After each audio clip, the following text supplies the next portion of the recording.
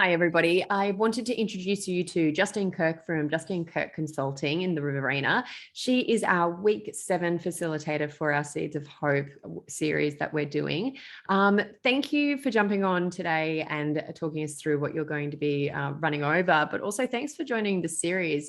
What was it about this Seeds of Hope workshop series that drew you to wanting to be part of it?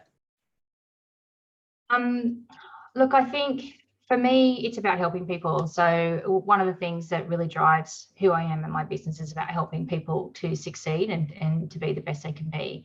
And so for me, this is an opportunity to share some knowledge around goals and planning that will really help them to put some priority and some focus in what they want to achieve, and that will help them to succeed. So it kind of, to me, it was a no-brainer.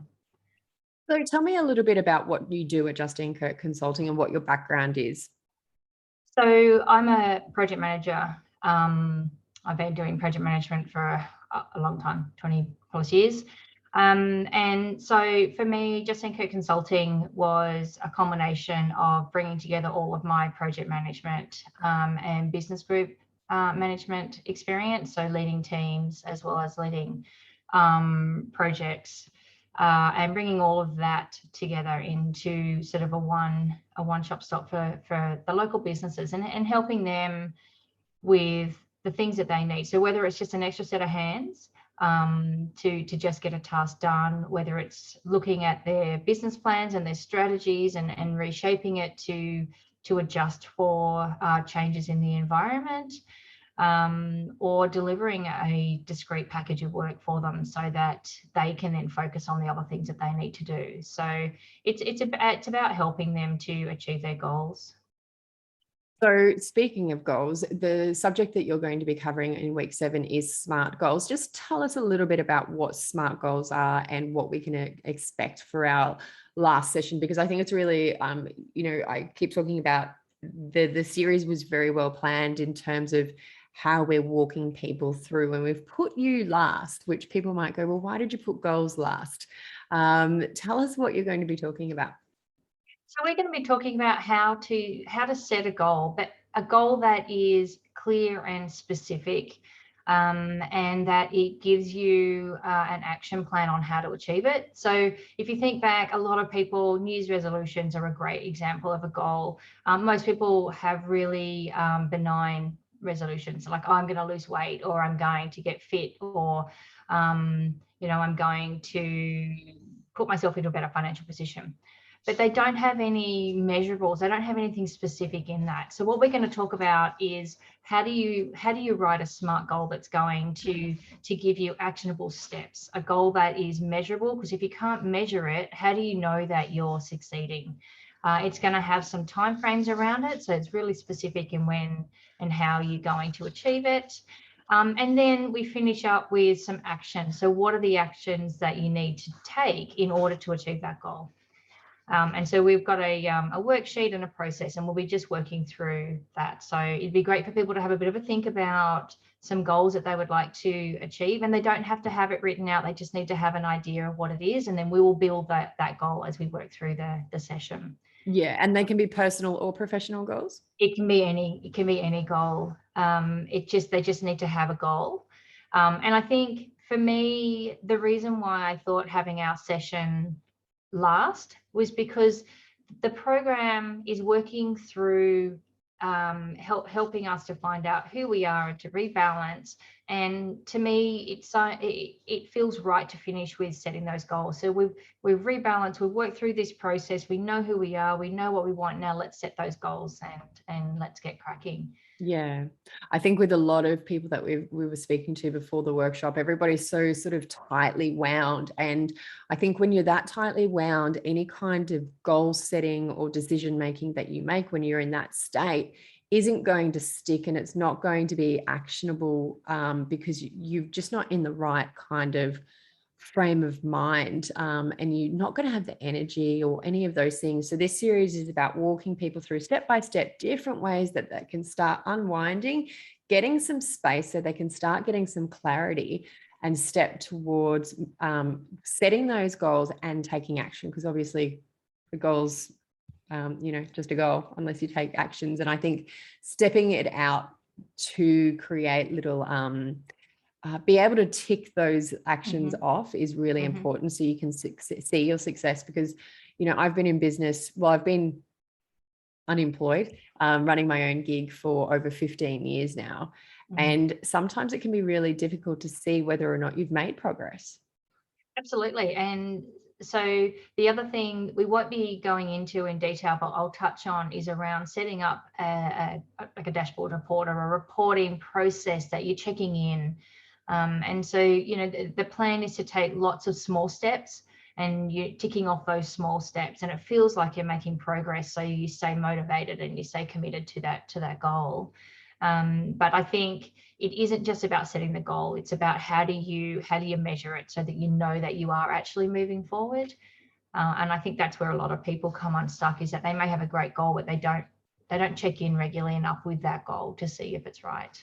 Yeah, especially if you've got a big vision. I think it can be easy to get feel disenfranchised or disheartened by it if you're not reaching your big vision when you think you should be. And I think that's where entrepreneurialism, or is that a word? Entrepreneurship, is sort of not necessarily promoted or marketed in the right way. It's not as sexy as I think a lot of the trending hashtags make it out to be. It is hard work, and these overnight successes aren't overnight at all. They've potentially had 10 years behind them of perceived failures before they've gotten to where they are. So absolutely. I saw a really great graphic not so long ago on LinkedIn, and it was literally an iceberg, and it talked about the success being the bit you see and the effort behind that being, the bit under the water that you don't see, which we all know is the much larger part of the actual iceberg. And for those of us that are in business, we know that the amount of effort that goes into achieving our goals is huge. And overnight success, I don't believe that that's a real thing. I think there's a lot of work and heartache and planning that goes into it. But if you set your goals properly and you set them with achievable steps, then you are accomplishing something, and it feels good. And I think for those people that are feeling a little lost or overwhelmed, having some really clear goals that are thought out and actionable will make a huge difference in having that plan and the path forward. And I think that will help lots of people to find stability and some comfort again. And I think also what will be really important is when you're setting your goals, think about your professional goals, but also think about your mental and physical health goals as well. And I don't just mean lose weight, get fit. It might be about personal development. How much time do you commit to your own time, just reading a book or sitting in the sun by yourself, or doing those things that, 15 minutes of unwinding for yourself a day can create a massive difference in your ability to perform at work. And these are the conversations that we're driving through Whole Grow. It's saying, well, let's create sustainable business. Let's not just talk about the hustle. Let's talk about, yes, setting goals in our business, but setting goals personally where we can become stronger humans. And let's start acknowledging that journey as well, because I know for myself, I put a lot of time and dedication into my personal development, personal growth. If I was just measuring my success as a business, I'd go, yeah, it's all right. But if I think about who I have become over that, I'm kicking ass. Absolutely. I'm not that person I was even a year ago or 6 months ago, and I won't be the same person in 6 months' time. And that, I think, from the perspective of my team, of my son, those are things that, I'm really, really proud of. Yes, I'm creating, success in my business, but I'm more proud of the other stuff. So I think, Whole Grow, this series, all of it is about bringing conversation into the holistic growth of a human and business. So really excited you're jumping on with this one. Yeah, I think it's a really good idea. And I think, so a couple months ago, I worked with our clients, and they developed their strategic plan. And in that, we built in personal growth objectives and targets, and we set goals around having social networking time, having goals around their their CPD, so their continual professional development points for their particular industry. It is really important. You have to do both, because you can't focus on just work or just home. It needs to be a mix. And the old-fashioned notion that you leave your personal life when you come to work, that is just so outdated and so unachievable. So whatever we do, whatever goals we set, they need to take in the whole.